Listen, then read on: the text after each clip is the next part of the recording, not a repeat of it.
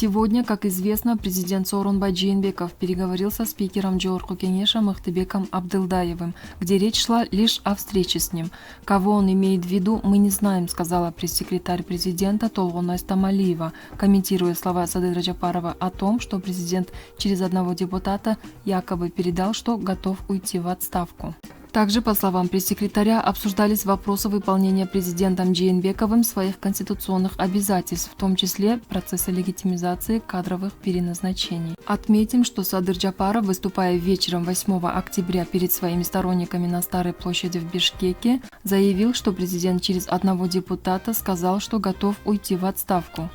Я согласился, так как это единственный мирный путь в этой ситуации. Мирный путь только этот.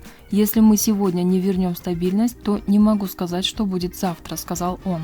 Затем он обратился к СМИ. Обо мне пишут, что я договорился с президентом Жээнбековым и Матраимовым. Я ни с кем не разговаривал и не буду разговаривать. Раим Миллион будет посажен. Я еще полноценно не начал работать. Как заработаю, он будет задержан, сказал он.